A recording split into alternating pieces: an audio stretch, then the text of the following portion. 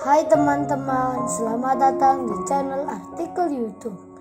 Channel pertama cerita Kenshin. Kali ini admin upload lagi ya. Makasih. Kisah pemuda kaya, anak bos besar, pemilik 73 perusahaan, yang menjadi cleaning service. Episode 183.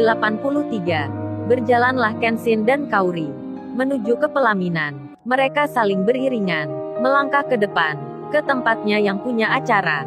Si Dewik yang menyimpan tanya akan tamu yang baru tiba. Dirinya akan melihat dari dekat seorang cowok yang bersama Kaori, yang sedari tadi membuat penasaran di hati. Sementara si Randy, yang bersama teman satu sekolahnya, ketika melihat yang baru saja terjadi, satu hal yang tak dibayangkan sebelumnya, si Randy itu kini merasakan cemburu yang begitu mendalam karena seorang cowok yang memegang tangannya Kaori. Sampai-sampai ia curhat ke temannya. Si Randy pun bilang, "Kaori ini gimana ceritanya nih? Kok mau-maunya dia jalan bareng dengan pria biasa yang pakai baju cleaning service?"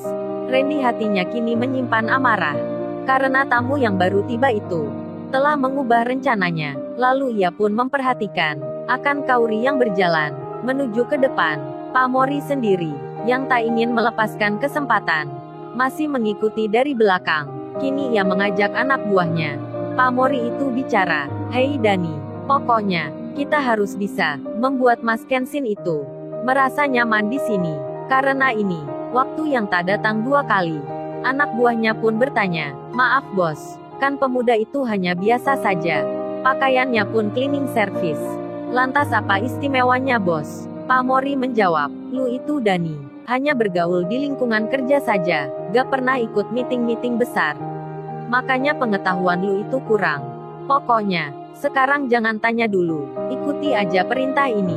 Lalu Kenshin dan Kaori pun telah sampai di panggung utama.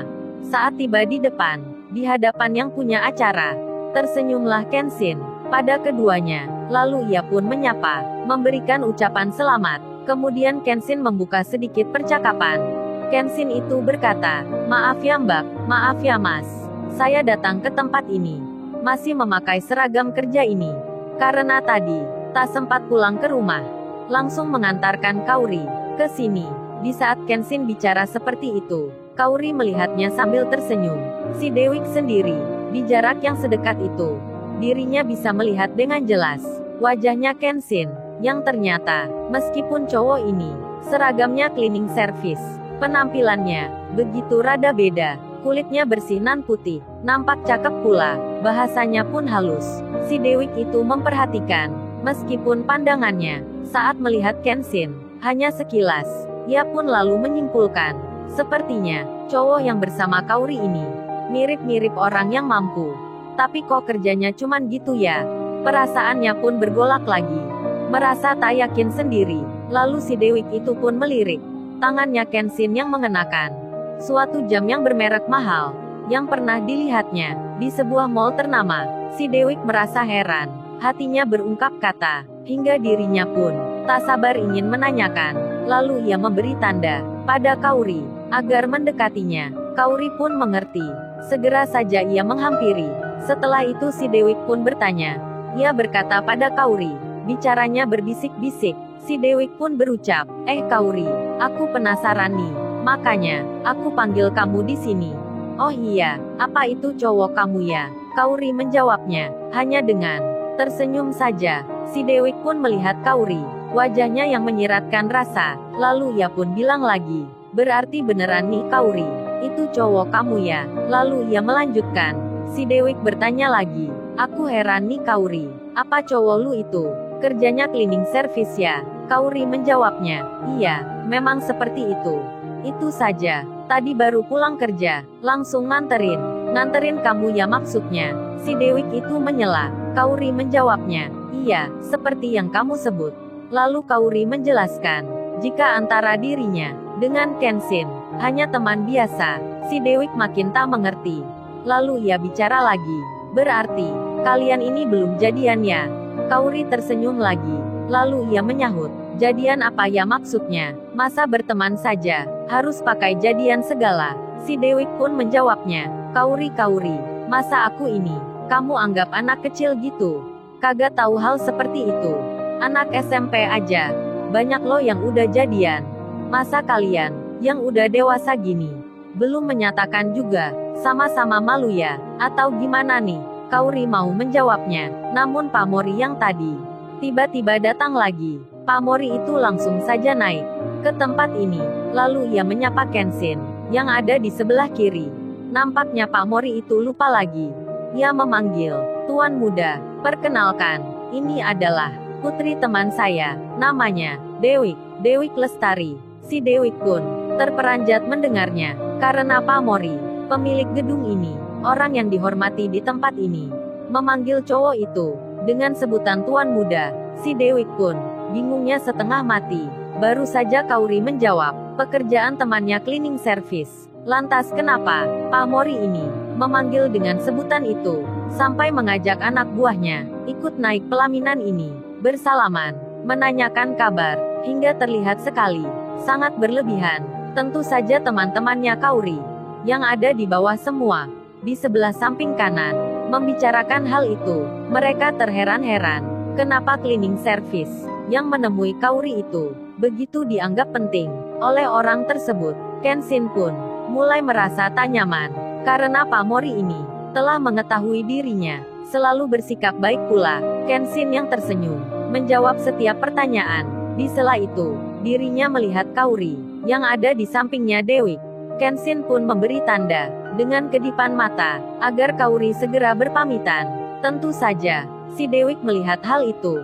Lalu Kauri yang mengerti, ia pun berucap salam, akan mengakhiri pembicaraan. Kemudian temannya itu berkata, Kauri, kayaknya cowok lu itu bukan orang biasa ya, bukan cleaning service pada umumnya. Kauri pun menyahutnya, kan sudah aku jelasin, kita kan hanya berteman saja. Dia itu juga orang yang biasa, masa datangnya dari planet yang lain, aneh-aneh aja kamu Wik. Dewik pun menyahutnya, maksudnya, bukan itu Kauri, apa dia itu pengusaha, atau orang kaya gitu, kok sampai pamori tersebut jadi merasa menyanjung. Kauri pun menyahutnya, kalau hal yang itu, entahlah Wik, aku ini aja baru lihat pamori. Lalu Kauri pun berpamitan, bersalaman, berpelukan dengan temannya itu. Si Dewik pun lalu berpesan, Kauri, entar kalau kamu nikah, kabari aku ya. Jangan lupa pula pesan rotinya, kembar Rena yang tadi. Karena mendengar ucapan itu, Kauri langsung jadi teringat akan foto roti yang dikirim Kenshin di waktu pagi tadi. Lalu ia mengeluarkan handphone yang ada di dalam tas.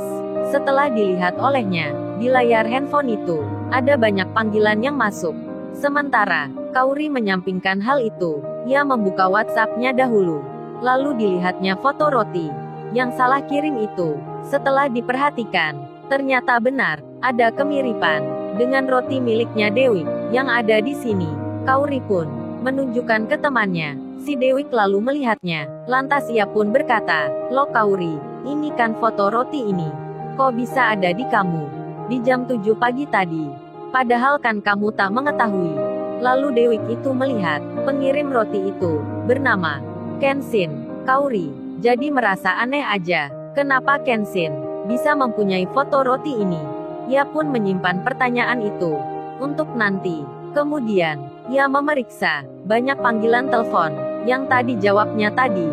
Nomor-nomor itu rupanya dari mamanya, saudaranya, teman kerjanya, termasuk pula nomornya Kenshin yang tadi berkali-kali menghubungi.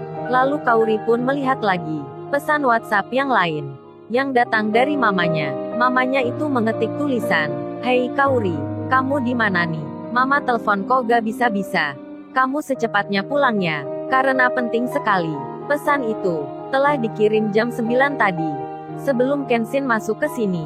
Setelah membaca itu, Kauri pun segera mengakhiri bicaranya dengan Dewik. Lalu ia mendatangi Kenshin untuk menanyakan hal penting apakah yang sedang terjadi. Kenshin pun tak menjawabnya. Segera saja, setelah Kenshin berpamitan pula, ia langsung memegang lagi sedikit tangannya Kauri. Kemudian Kenshin pun bilang, "Ayo cepat Kauri, kita pulang." Di detik itu, pegangan tangan Kenshin ke Kauri terlihat lagi oleh Randy. Begitu pula teman-temannya yang lain, melihat kedua kalinya. Hingga akhirnya, dengan berjalan, agak tergesa-gesa, Kenshin dan Kaori meninggalkan pesta pernikahan itu. Lalu, bagaimana kisah selanjutnya? Subscribe channel ini untuk episode berikutnya. Terima kasih. Jangan lupa ya guys, untuk kelanjutan ceritanya ada di artikel YouTube. Jangan lupa subscribe ya guys, dan tekan notifikasinya